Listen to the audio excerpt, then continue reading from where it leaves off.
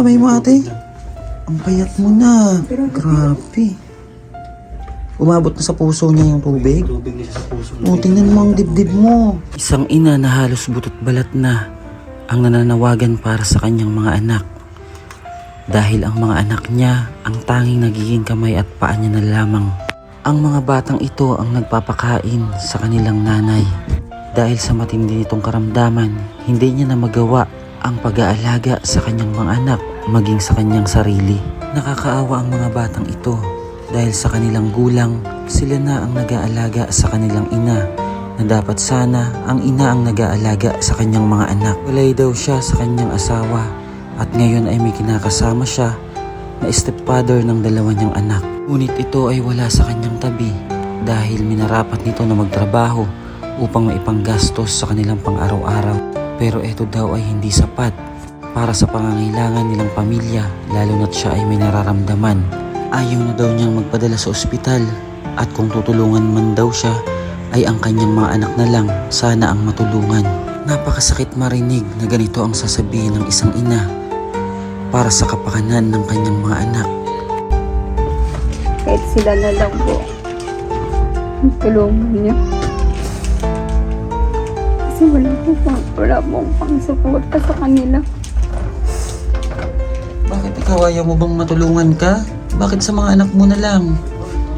Talagang isinusuko mo na, ate? Mga anak mo na lang ang gusto mong matulungan?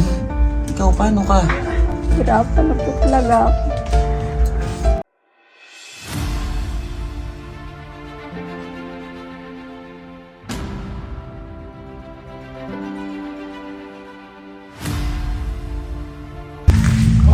Putik. Putik naman, Hook.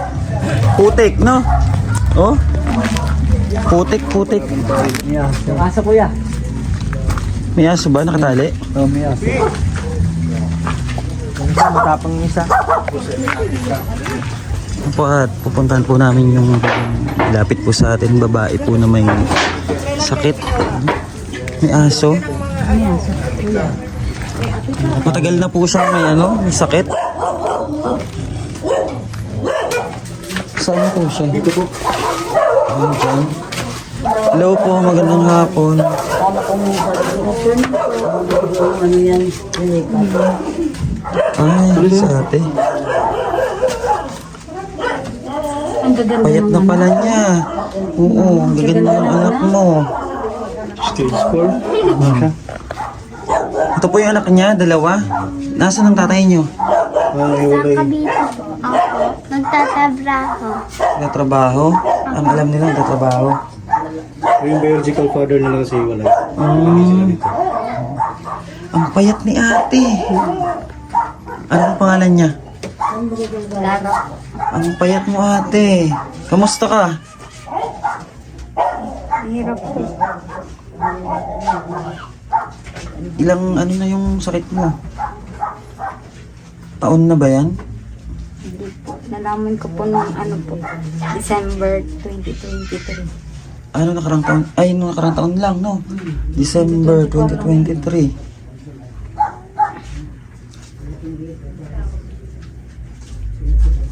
Yung mga anak mo nag-aaral? Grade 2 po pareho. Sino nagpapaaral sa kanila? Yung bago ko pong kinakasama. May bagong kinakasama. Yung tunay na tatay nila, nasan? Wala na po kami. Hulay na kayo? Grabe ang payat mo ate. May ano po siya? May check-up siya? Na-check up po ba yung ano? Bala yung last follow-up niya po, July 29. July 29 pa? Yung kanilang, meron siyang mga laboratory request. Na dadala niyo po ba siya sa ano? Kaso lang, ayaw niya rin bumalik. Bakit?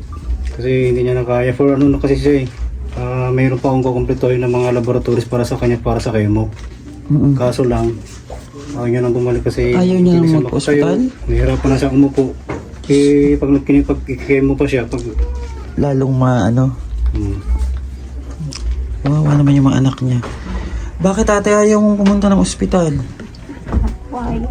Ha? Hindi ko na po kaya. Hindi mo na kaya?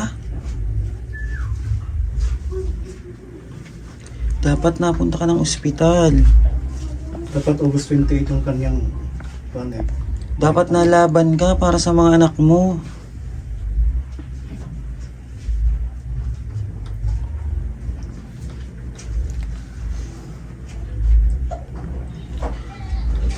Bakit?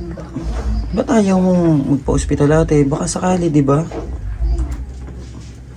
Kasi kahit pag-upo ko, nahirapan na po ako huminga eh. Nahihirapan ka huminga? Ang payat mo na. Grabe ang payat niya, no? Kuya, hindi ba siya napacheck up? Baka may ano siya? Yung sa baga? Actually po, nung July 29, meron na po siyang umabot na po sa puso. Tingnan ang kamay mo, ate. Ang payat mo na. Grabe. Umabot na sa puso niya yung tubig. Tubig niya sa puso. O, tingnan mo ang dibdib mo.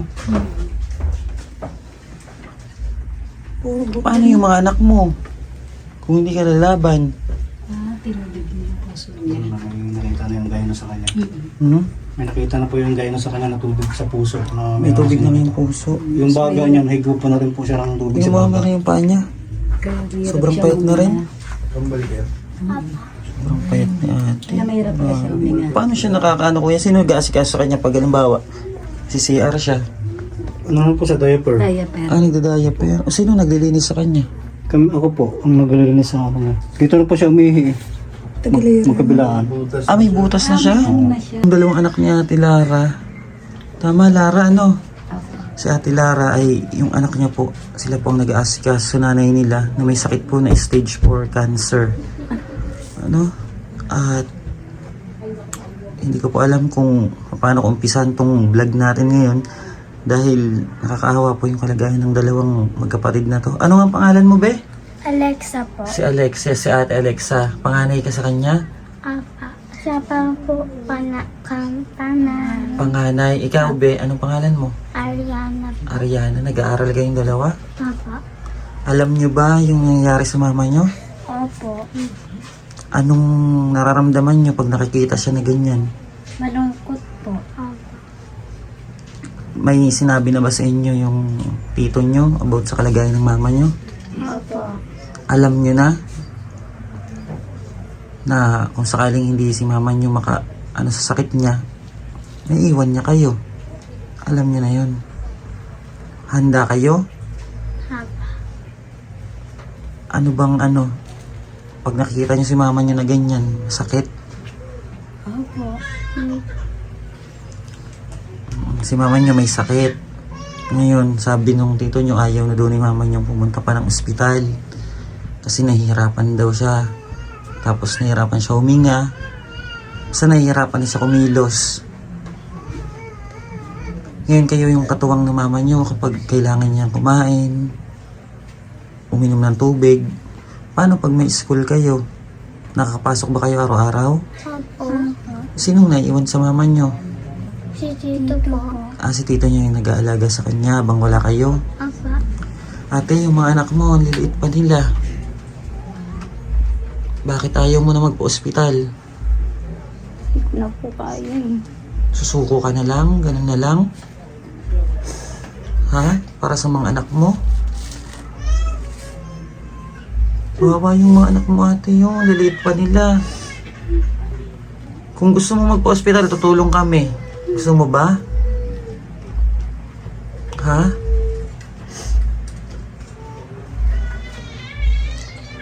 Bakit hindi mo kayanin ate para sa mga anak mo? Bakit mas gusto mo na sumuko na lang, susuko ka na lang, ganun na lang ang buhay? Gusto ka palang dalhin naman sa ospital ng ng kapatid mo. Kaso ikaw na lang daw yung ayaw. Bakit? Bakit ayaw mong lumaban? Kaya yung gamutan. Ayaw mong lumaban para sa mga anak mo ate? Gusto ko po. Oh, anong problema? Kailangan mong gumaling. Kailangan mong magpagamot. Mahal mo yung mga anak mo, di ba?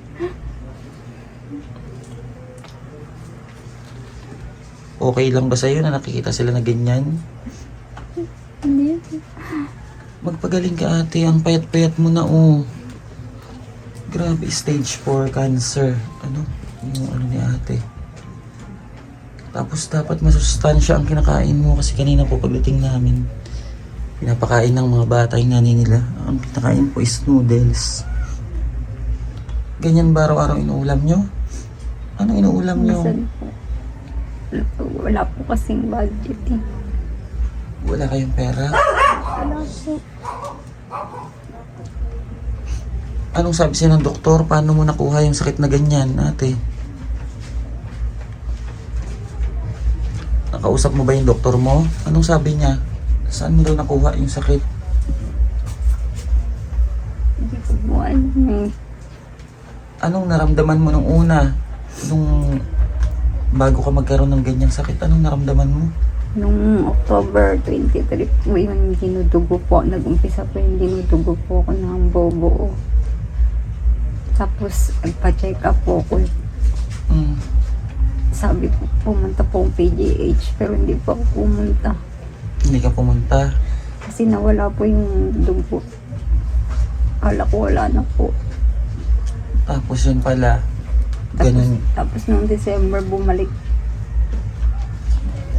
po yung pagdudugo. Mm-mm. Tapos dinala po ako sa ospital kasi mauubusan na po ako ng dugo. Tapos doon po ako dinala sa PGH. Doon ko po nalaman na may cervical cancer po ako. Yung nalaman mo yun, anong naramdaman mo? Nagulat po ako. Hindi ko po akalain. Yung magkakaroon ka ng ganung sakit. Ate, marami sa ating nakakapanood ng mga kababayan natin para sa mga anak mo. And may gusto ka bang panawagan sa kanila? Sa mga tao na maaaring makatulong sa'yo. May panawagan ka ba sa kanila, ate? Sana matulungan niyo po ako. Pati po yung mga anak ko. Nag-aaral pa po sila. Kahit sila na lang po. Tulungan niyo. Kasi wala pong pang-suporta sa kanila. Bakit ikaw ayaw mo bang matulungan ka? Bakit sa mga anak mo na lang? Talagang isinusuko mo na, ate? Mga anak mo na lang ang gusto mong matulungan? Ikaw, paano ka? Pupunta tayo ng ospital, gusto mo? Ha? Hirapan na po talaga ako. Kawawa yung mga anak mo. Kung gusto niya, yung mga anak talagang tulungan natin. Kahit wag na daw siya. Baka kasi kaya ayaw niyo mag-post dito kasi papasok yung kanila, di ba yung pinasok natin na Ang layo ng lugar kasi nila. Baka iniisip mo lang yung magbubuhat sa'yo. Hindi po. Talagang hindi mo kaya? Ako talaga yung katawan. Diyos ko, paano tong mga anak mo? Talagang yung anak mo dalawa lang, wala kang lalaking anak. Ang babae pa ng mga anak niya. Ngayon, ayaw naman niya eh. Paano natin ito mapipilit? Anong magagawa natin? Ano bang pangangailangan mo sa araw-araw, ate? Diaper po. White baby wipes. Saka yung gasa po. Lagi po kasi pinapalitan. Gasa? Yung gatas niya. Hindi ka na inom ng gatas, eh? Wala kang gatas na iniinom? Ano po, Bear Brand po. Yun ang iniinom mo? Ano bang dapat na gatas sa tulad Yung niya? ata yung insure, di ba sa mga yun? Tawagin mo si mama, Ito yung Kawawa naman itong mag-iina na. Dalawa na po yung niya, yung bag. Kaliwat kanan po yung butas na para sa pag-ihi niya. Yung sugat ba na nasa bag, yung sugat ba niyan dito, masakit ba yan? Nasakit yan? Sa likod po, tumatama po sa buto ko. Yung Ano ba yan yung butas na yan? Sariwa? O hindi naman? Sariwa ba yun? Sara? Baka sa ano yun, sa paghiganan niya. Hindi. Yung butas na sinasaksakan ng hose, Sariwa. Oo, sariwa yun sariwa lagi. yung sugat. Kaya siguro nasasaktan siya. Anong gagawin natin? Ayaw niya na magpa-ospital. Ayaw niya nang Tapos mag-hospital. ito, binibili daw yung host na Binibili nga daw yan. Tapos ang kailangan daw nila yung pang linis-linis na lang. May magagawa. Ano ba magagawa natin yung mag-hospital? Yung mga anak niya, sigurado niya yung mga anak niya. yun ang gusto niya na matulungan na lang, yung mga bata. Kahit wag na daw siya. Yung mga anak na lang daw niya. Ang babot na. Bakit parehas kayong grade 2? Nahuli po kasi ako. Hindi ka nag-aral agad? Nahuli po kaming dalawa. Na mag-school? Hindi na nakasikaso lang. Mahal niyo si mama niyo? Papa. Bawa naman tong mga bata na to. Yan, at ito pong bahay nila is gigibain po ito, mga kababayan, ano. Kasi sila po yung kasama po sa i-demolish. Kailangan nila ng malilipatan at yun din ang problema pa nila. Yung malilipatan nila kung saan sila lilipat. Dahil ang lupa po na ito ay pag-aari pa ng gobyerno. Ngayon gigibain po ito at ni piso po wala silang matatanggap. Oo, sabi. Bibigyan lang po sila ng ng pansamantalang bahay hanggang sa mabigyan sila, pero hindi pa sigurado. Kaya yun po ang problema din itong mga bata na to, nag-aaral tapos ganito pa yung kalagayan. Tapos kuya, kayo po yung kapatid niya, di ba? Yan lang po ang niya araw-araw, kuya, noodles. Ganun kahirap ang buhay. Oo, Nagtatrabaho naman daw yung asawa niya, pero hindi sapat. hindi po sapat eh. Kaya nga po. May pamilya po Kasi kayo? meron ako wala. Single din. Single po kayo? Wala mga anak? May asawa? Sa una po. Sa una Mayroon. Broken din. broken din. Ayan, buti andito rin yung kapatid niya. Kaya paano umaalala sa kanila? Paano po kung nagkataon na wala kayo? Sinong mag-aalaga sa kanila?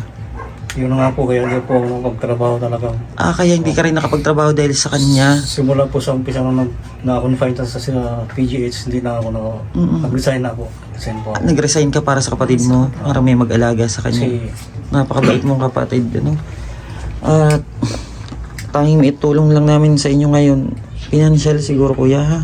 Pero babalik kami at tutulungan namin yung mga bata. Ano? Pinoproblema ko ngayon kasi paglipat namin dito sa temporary na pabahay, kailangan namin ng mga gamit. Wala akong trabaho. Wala rin magagamit. As in talagang wala. Kaya nga, huwag kayong mag-alala, kuya, kasakali na makatulong tayo. Sa ngayon, bigay muna kami ng maliit lang muna, kuya, 5K, ha? Sige po, malaking tulong na po yan. Para kay ate, makabili man siya ng gatas niya, yung diaper niya, kung anong kailangan niya, bilhin niyo na muna, kuya, at babalik kami.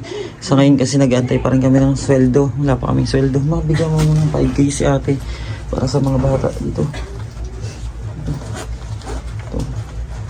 Bigyan mo muna sila, ma. Pagpasensyahan niyo na muna to, ate, ha? Kayo, mag-aral kayo mabuti, ha? Para sa future nyo. Huwag kayo mag-alala, tulungan namin kayo. Sobrang payat na ni ate. Bigyan mo 5K mo si ate. Likod niya, no? Sa kidney po, kabilaan. Kabilaan na niya. Kailangan namin palitan ito. Lima nga ako ng pangpalit nito. Kasi Magkano pa isa hindi niyan? ko alam kung magkano to. Dalawa to eh. Yun din, kailangan din yan. Pinapalitan, di ba? Hindi pwede Iba na lang kulay nung Oo, matagal na yan, yung gamit. Kuya, sa center, Kailan pa siya nagkaroon yan? Kailan pa siya nahiga na simula nung Nakarang taon na-confine ba? siya sa hospital. Nakarang taon pa ba yun? Nitong May 20. Tapos hindi pa napapalitan yung hose na yan simula Ito nun? yung kinabit yung diversion na yan. July 7 ata. Pero bago yan, nauna yung catheter sa puwerta niya. May catheter din siya sa puwerta. Kaso tinanggal na Kasi sa kasi likod dyan eh. Ba't tinanggal? wala na po talagang dumadaloy ng ihig. Gawa nung kanyang cancer sa cervix na sa 10 point cm na eh. So naharang na siya. Te, Sabi para tanggapin mo, te. mabili mo muna yung mga pangangailangan niyo. Para sa mga bata din. Tapos sa pangangailangan mo, ha? Pasensya ka na, yan lang muna. Pero babalikan ka namin, ha? Magpalakas ka. Uminom ka ng gatas. Bili ka ng gatas, ha? Maraming salamat po. Walang anuman. Lakasan mo lang yung loob mo. At yung mga anak mo, kawawa, oh. Kasi kaya ganyan, kuya. Kawawa naman. Kung Bisita siya. kung maano pa siya sa hospital, no? Kaso ayaw niya na, baka daw hindi niya na rin kayanin. Baka nararamdaman na niya. Ito yung itsura ng sugat niya, no? Diretso sa kidney yan po. Ayan oo. Ayan yan eh. Yan, grabe Yan talaga. yan. Sobra. Ito. Kaya ganyan ang kulay niyan. Oo, kasi may sugat. Hmm. Kawawa naman si ate. Kasi hindi yan yung... Ay nate ha, kami ay magpapala muna at babalikan namin kayo ha. Magdasal lang. Mga bata, yung nanay nyo ha. Papa. Huwag niyong pababayaan. Kawawa naman. Ang po mga kababayan, at wala ko masyadong sabi nito pa Stress TV yung Rose Vlog. Kay Kuya, salamat Thank you po. Thank you ng At sobra sa... dito, mag-iingat kayo ha. Si Mama, alagaan nyo. Ha? Yung mga bata wala pang alam-alam din sa ano. At ayun po mga kababayan, maraming salamat po at hanggang dito lang po muna yung ating vlog po sa kanila, sa pamilya nila. Thank you po at sana po may makatulong na mga kababayan natin para po kahit sa dalawang bata na lang sa pag-aaral nila. Maraming salamat po and God bless.